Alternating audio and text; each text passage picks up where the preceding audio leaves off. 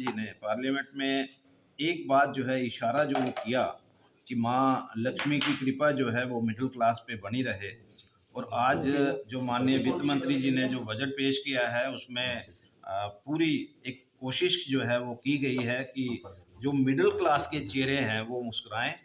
और जिस तरह से एक उनकी तरफ से अनाउंसमेंट हुई कि 12 लाख तक, यानी कि 1 लाख रुपया पर मंथ जिसकी इनकम है, सैलरी है, अब उसको टैक्स नहीं पे करना पड़ेगा। एक बहुत बड़ा रिलीफ जो है वो मिडिल क्लास के लिए है।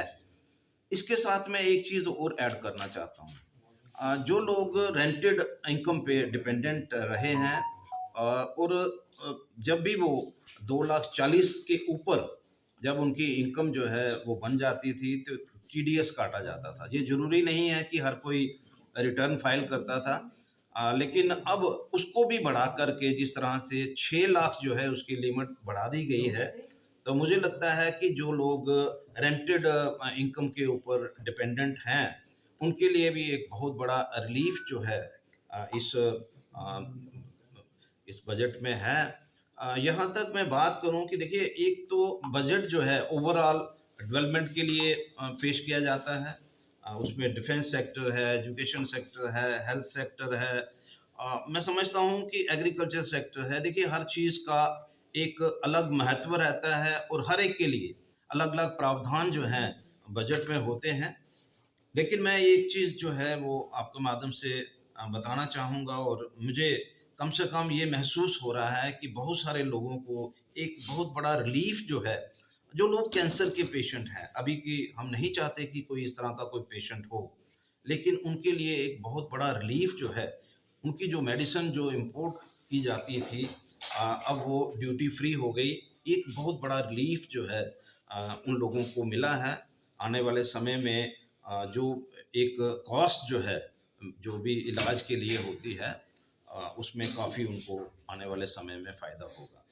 देखिए, मेक इन इंडिया का फोकस जो है हमारे माननीय प्रधानमंत्री जी का है। हर सेक्टर में, चाहे वो डिफेंस सेक्टर है, चाहे वो रेलवे सेक्टर है, चाहे जो बाकी के सेक्टर्स हैं, उसके ऊपर पूरा फोकस है कि भाई जो मेक इन इंडिया है, उसको किस तरह से बेहतर बनाया जा सकता है। और जिस तरह से इन्होंने एक स्पेशली जो टॉयज हैं उनकी क्वालिटी जो है उसको इम्प्रूव करने के लिए, और वो जो टॉयज हैं वो वर्ल्ड लेवल के टॉयज जहाँ पर बन पाए, क्योंकि मैक्सिमम टॉयज हम देखते हैं कि बाहर से इंपोर्ट होते हैं, उनके ऊपर ड्यूटीज भी लगी होती हैं।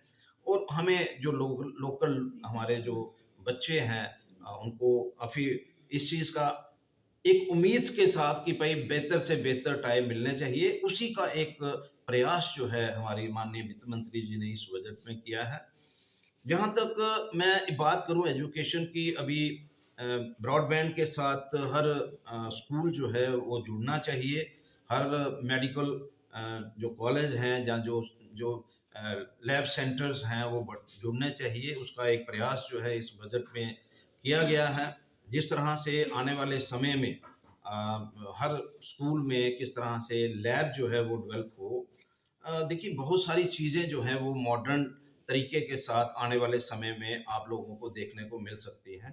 तो मुझे लगता है कि एक बहुत बड़ा प्रयास जो है इन सब चीज़ों के ऊपर किया गया है। यहाँ तक मैं एजुकेशन की बात करूँ, देखिए एजुकेशन जो है जिसमें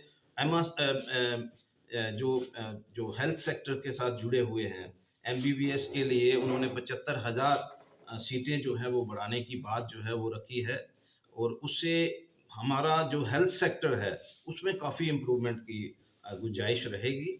और मैं समझता हूँ कि भाई ये जो फोकस है वो हर तरफ से, अब जैसे जल शक्ति की बात, हमारे माननीय प्रधानमंत्री जी का फोकस है कि हर घर में नल होना चाहिए।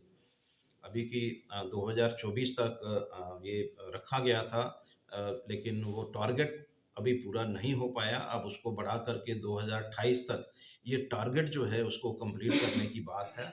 और मैं समझता हूँ कि एक प्रयास जो है कि हर घर में वो, मतलब डायरेक्ट टेप जो है, बिना जैसे आपको डेवलप करनी पड़ती है, कोई आपको टंकी लगानी पड़ती है या कोई स्टोरेज कोई बनानी पड़ती है, तो अब उसकी ज़रूरत ना हो। उसका एक प्रयास जो है माननीय वित्त मंत्री जी के द्वारा हो रहा है।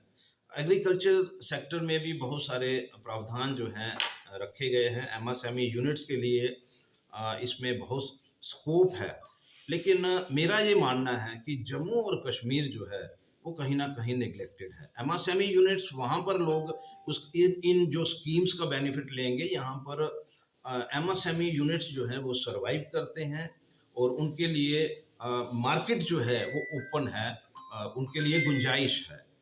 लेकिन क्योंकि जम्मू और कश्मीर एक ऐसी जगह है, यहाँ पर हमारे जो एमएसएमई यूनिट्स हैं वो बिना सेंटर की सपोर्ट के या स्टेट यूटी की सपोर्ट के साथ वो नहीं चल सकते।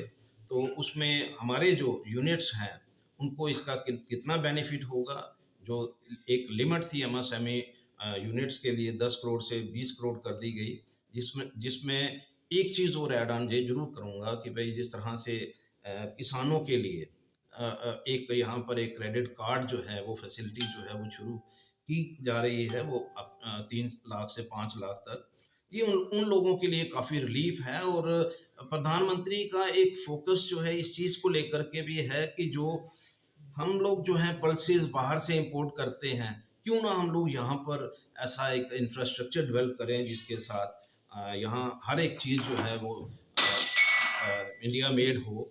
तो एक चीज़ जो है उसके ऊपर पूरा फोकस है।